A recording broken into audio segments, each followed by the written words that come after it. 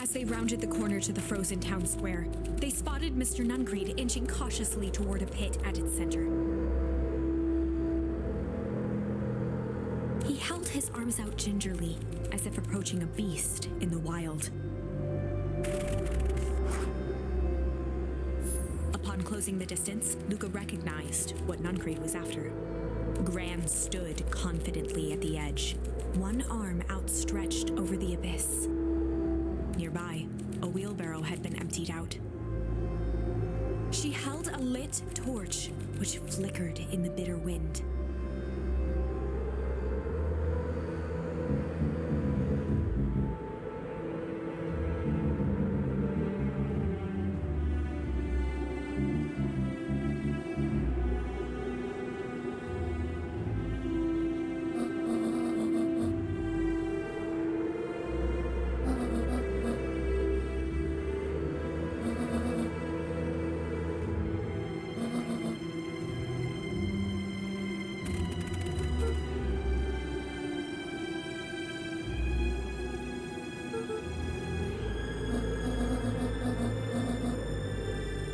Mr. Nuncreed turned back toward the kids, desperation in his eyes.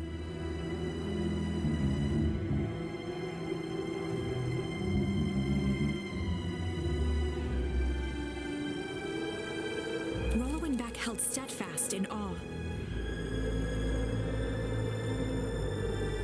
Luca approached closer. Mr. Nuncreed spun back toward Gran, his voice growing louder.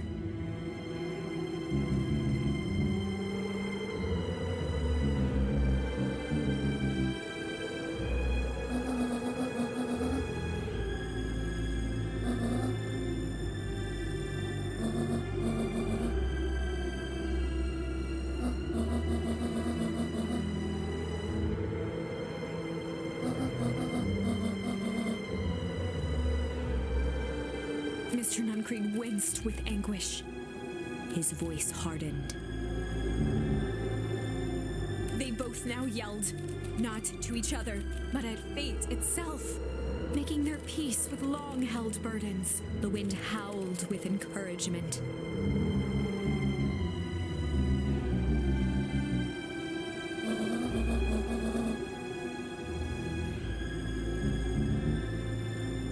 They menaced at each other, both catching their breath. The moment balanced on a knife's edge. Amid a blur of emotions and memories, Luca's mind flooded with questions. The wind calmed, as if to give him the stage.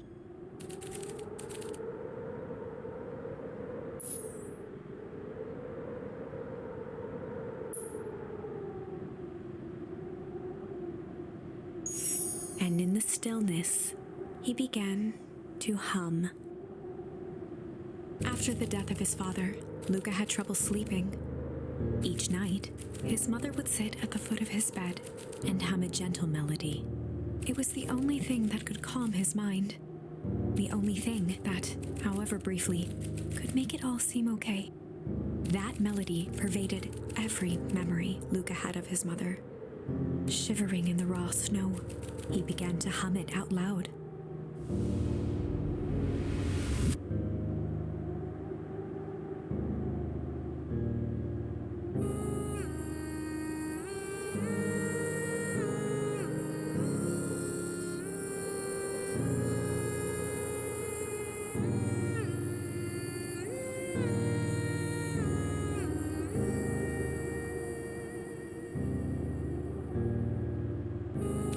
toward the torch, listening closely.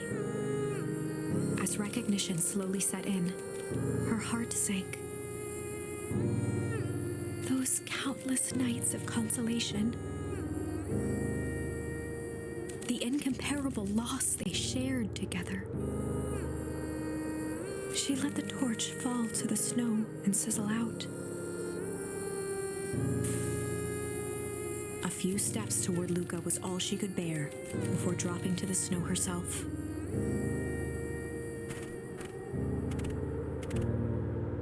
Through a flood of tears, she began to hum along, note.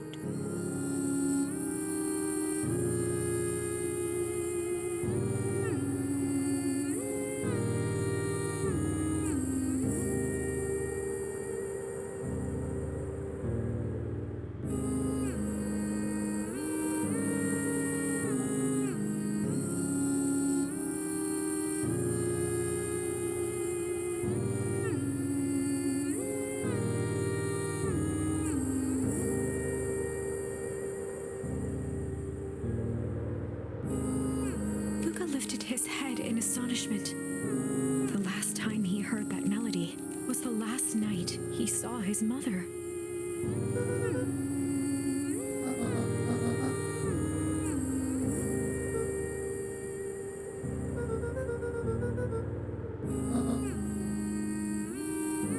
Luca blinked through blurry, watery eyes, trying to see more clearly.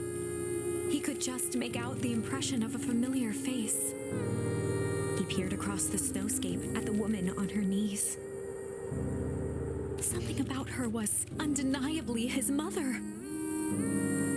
Only smaller, older, changed.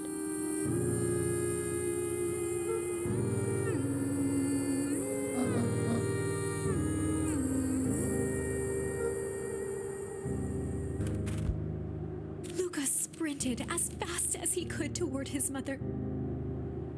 They held each other close, and the cold retreated from their bodies.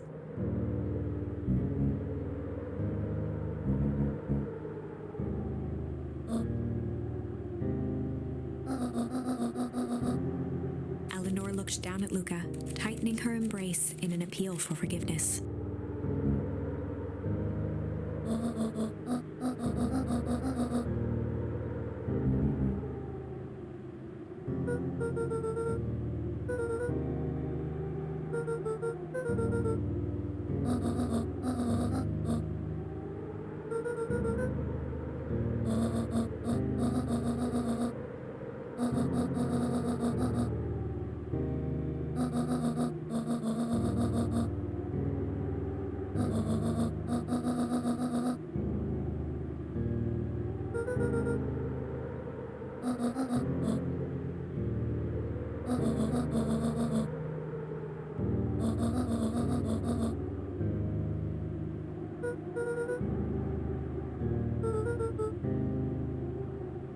Joseph slumped into the cold, wet snow.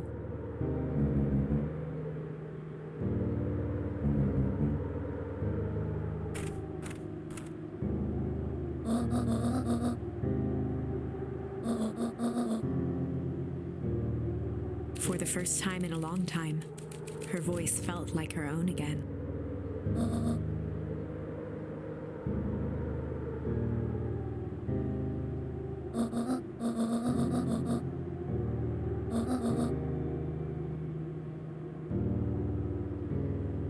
Luca gazed down at Nuncreed with pity. He looked small. Joseph stared into the snow as if searching it for answers.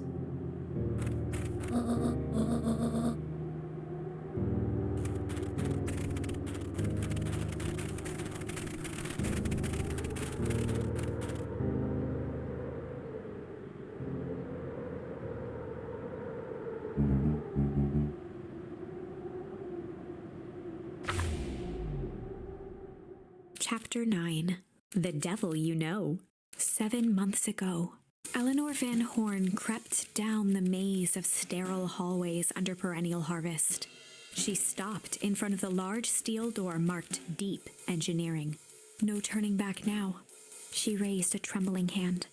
The stolen keycard worked as promised, and the door buzzed open with mechanical efficiency.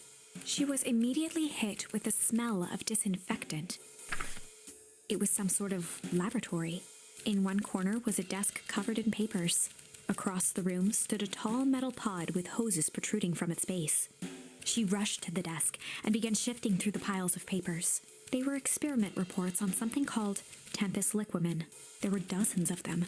Every one stamped failed. Eleanor heard the sharp echo of footsteps approaching. She was out of time. Her eyes scanned the room, eventually landing on the strange pod. Muttering a curse under her breath, she dashed over and dove inside.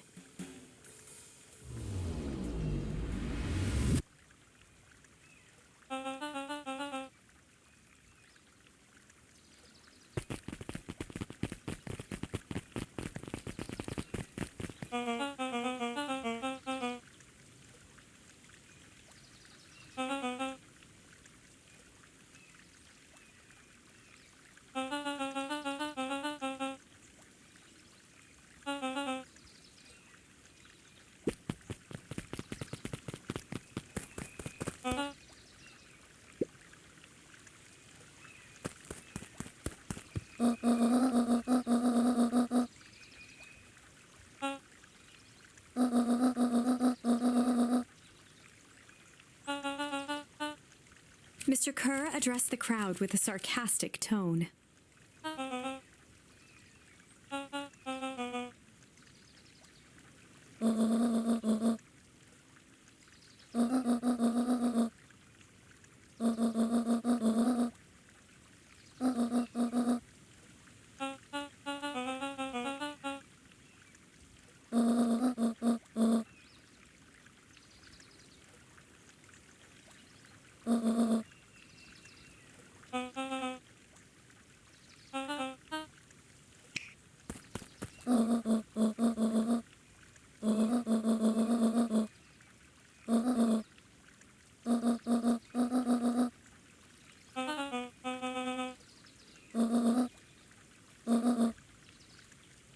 Whispers filtered through the crowd.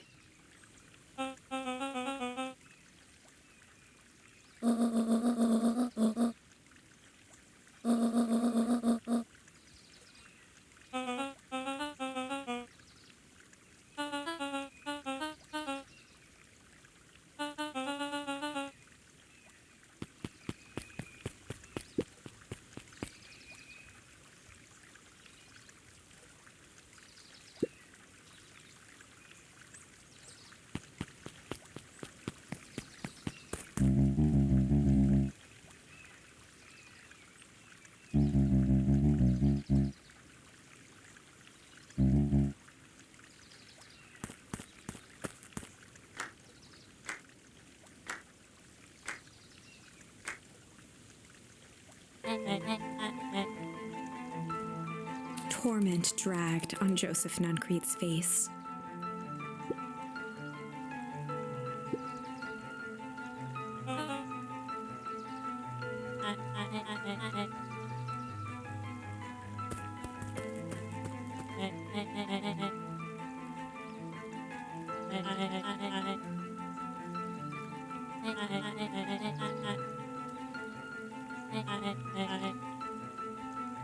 He paused for a moment, plucking a piece of fuzz from his sweater and discarding it to the ground.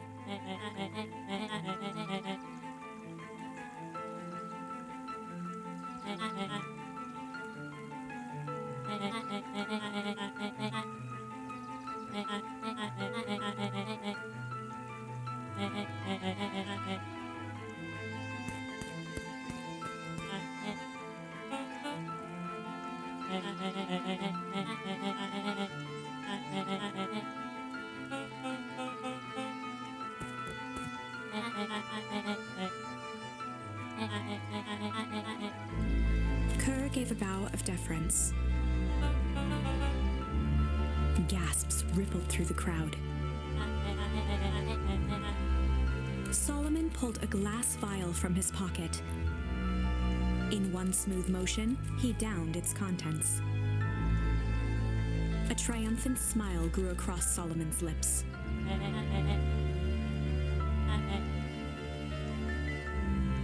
His body and face began to contort and expand as he disappeared into a belching green mist.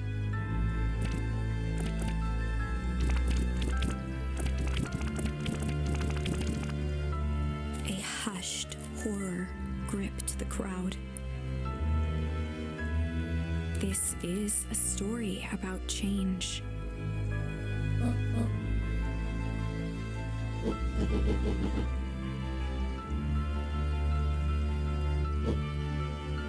Sharper examined his new hands.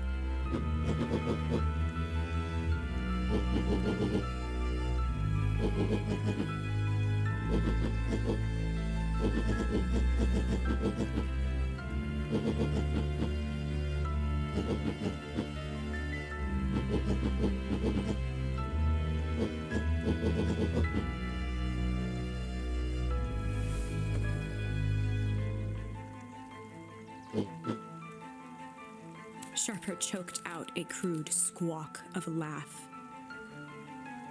Frustrated grumbles sprinkled through the crowd.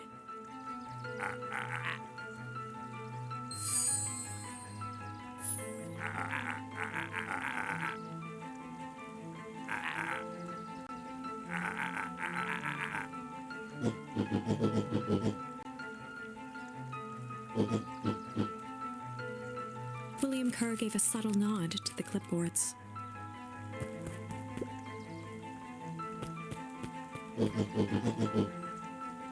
A helpless quiet settled over the crowd.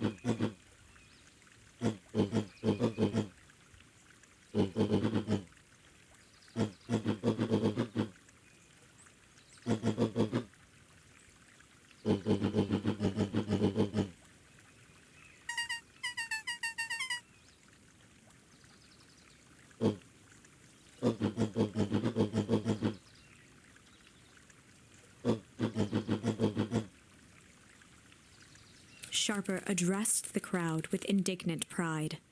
He'd planned this moment for so long that now, at the deed's fruition, it almost felt frivolous.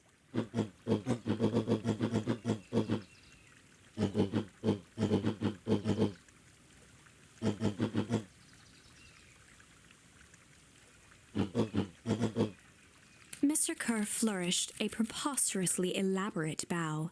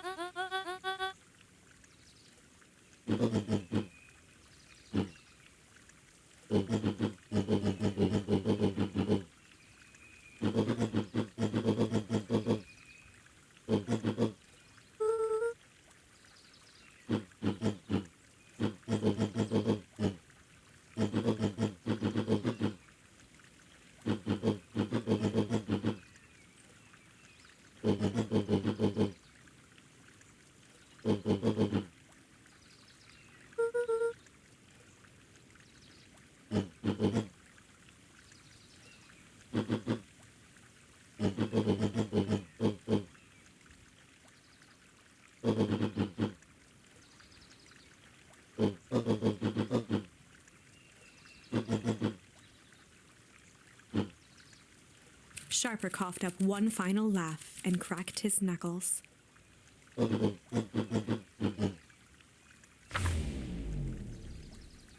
And so, Sharper set about remaking the town in his own image.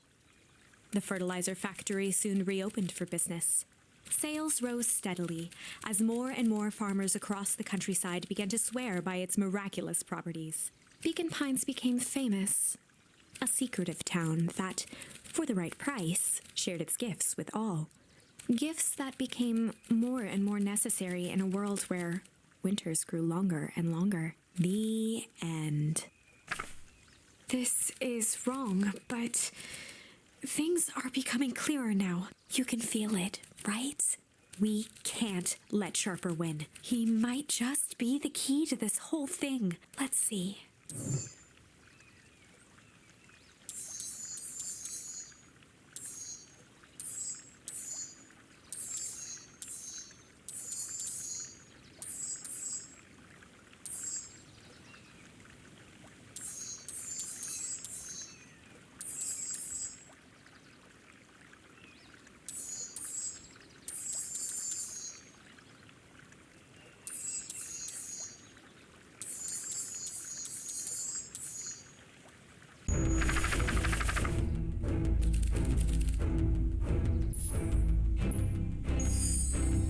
A malice lurking behind those eyes, like a trap ready to spring.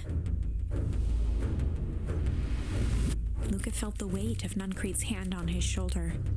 Something wasn't right. He didn't know why, but something was telling Luca to get out of there.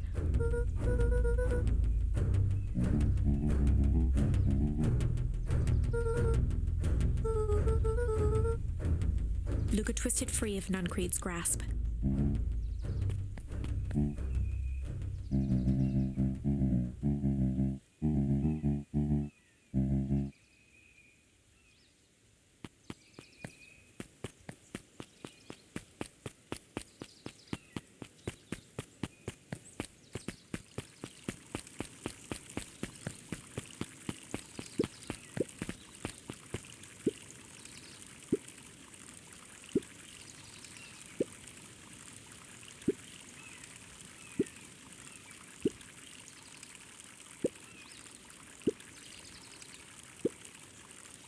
The two scurried off, eagerly formulating a plan.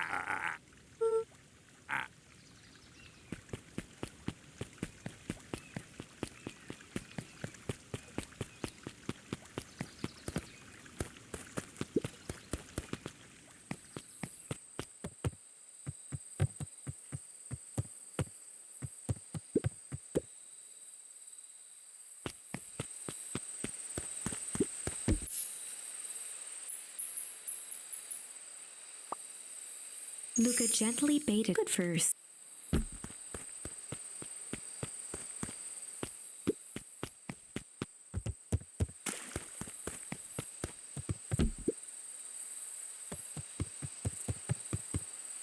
He aired a long holler into the woods.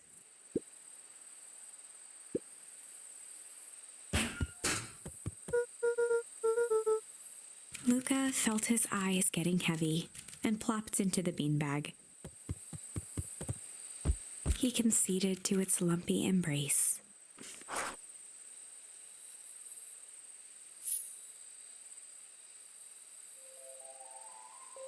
Once again, Luca found himself in a vast black expanse.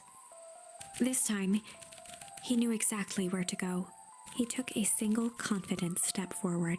The world flickered and pulsed. He found himself standing in front of the frigid air of a blazing campfire. The source. He plopped down cross-legged and gazed into the cold flame, waiting. Soon enough, the fire began to die out, popping sporadically, until all that was left was a single ember. Luca stood up and dusted himself off.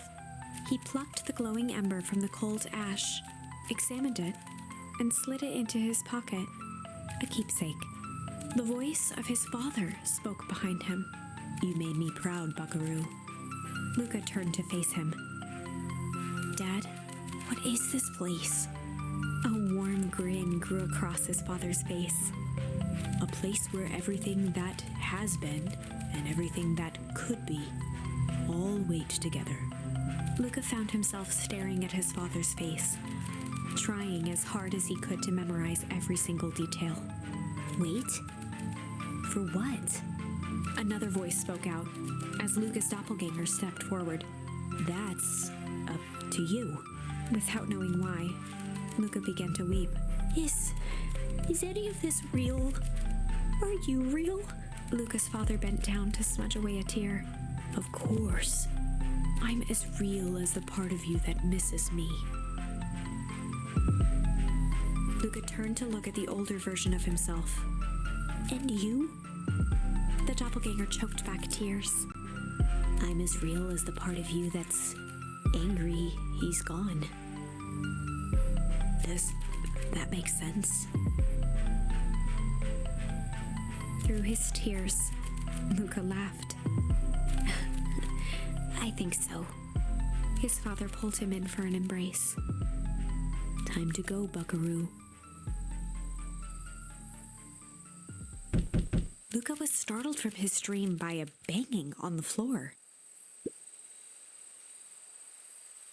A commanding voice rumbled from below. Just as Luca sprang to lock the entry hatch, the door knocked open. Chapter 5. Dangers Big and Small.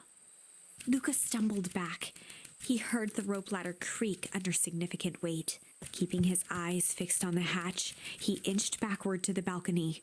As his hand grasped the door handle, Luca froze. A large figure clumsily wriggled up through the hole.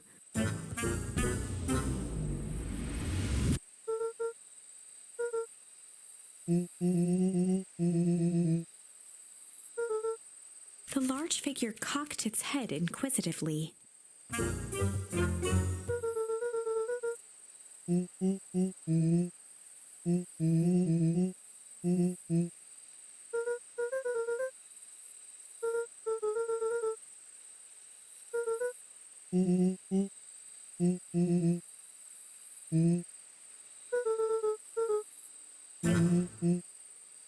Luca's jaw dropped.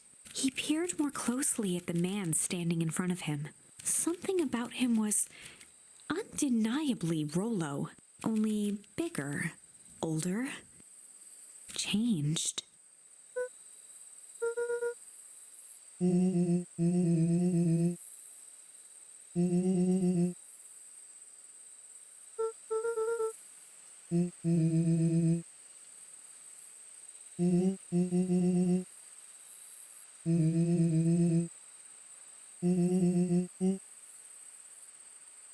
Rollo proudly presented his hands to Luca.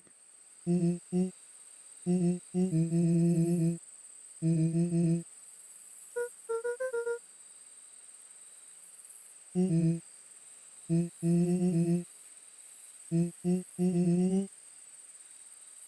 moved to the side and pointed Rollo to his reflection in the balcony window. His hands shot up to his face.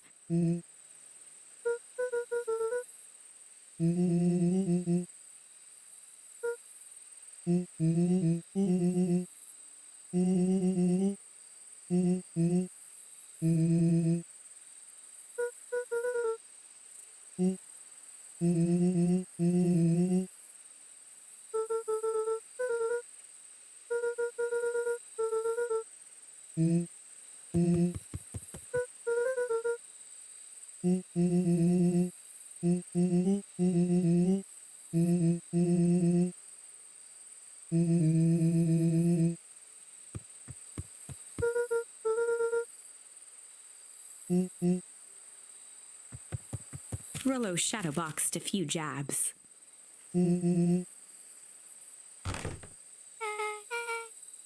With a yelp, Rollo dove behind Luca.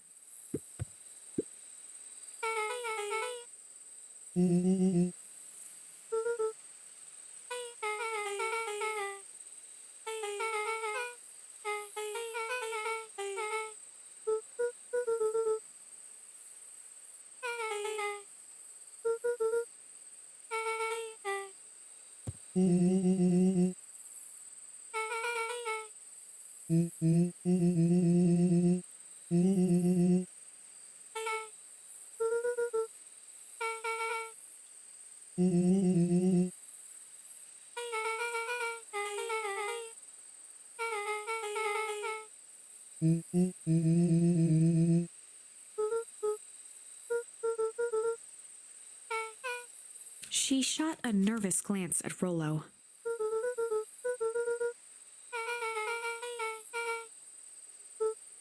Beck's eyes narrowed.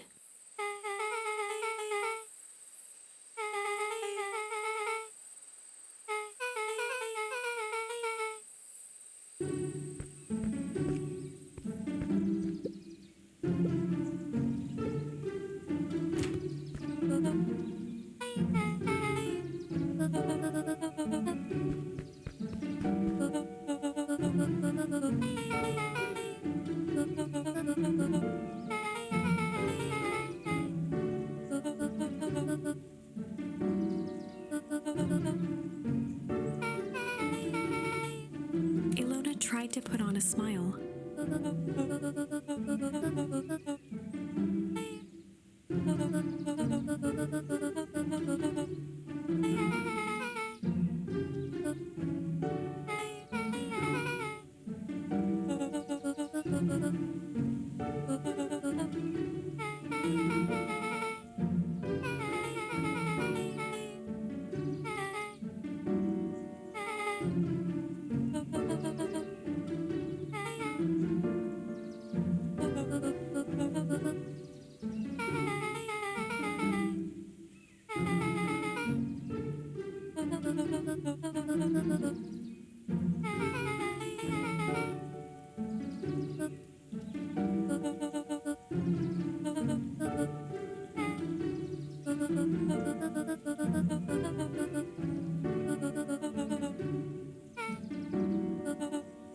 She sighed, and after a moment, looked down at Beck sympathetically.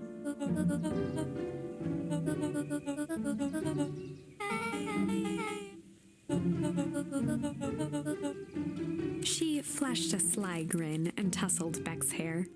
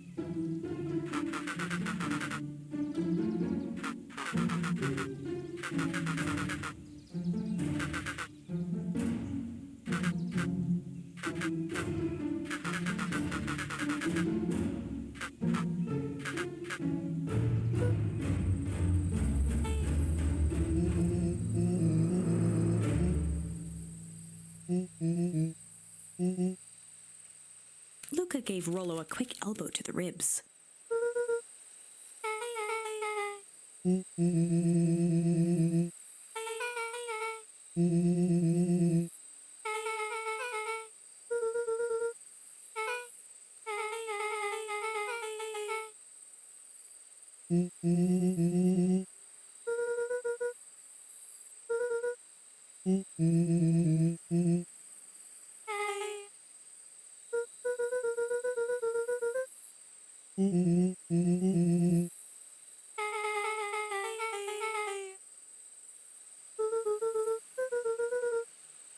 Beck flicked a large sheet of paper out of her pocket and slammed it on the floor.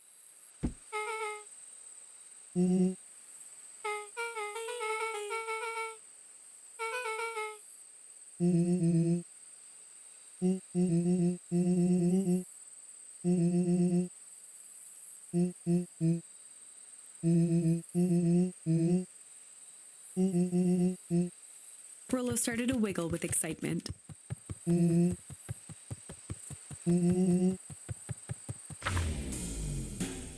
Chapter 6. The Heist. They spent the night's end huddled around that small map, formulating a plan to infiltrate the headquarters of Perennial Harvest. It would be no small feat. A modern facility equipped with all manner of technology, not to mention the swarm of clipboards that would most certainly be scattered throughout. By the time the sun began to peek through the car window used as a makeshift balcony door, all were in agreement. This could just work. The final day before the festival would be used to prepare. They'd need to pool every resource at their disposal, pull every favor with a thread. Even enlist some unsavory characters around town with important tasks only they were suited for. Luckily, there was enough ill will and mistrust toward Perennial Harvest that alliances could be found at a bargain. Luca, Beck, and Rollo rubbed their eyes as they exited the treehouse. They hadn't slept at all that night. There was no time.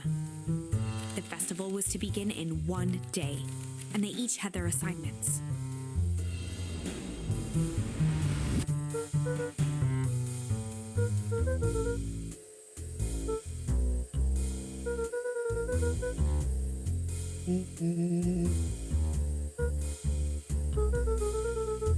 He waved vaguely at Rollo's sizable figure.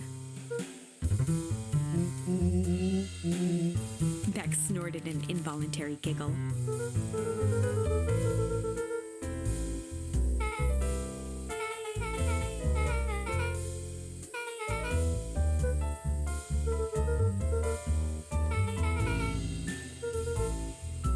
They each looked at each other with sleepy confidence and nodded.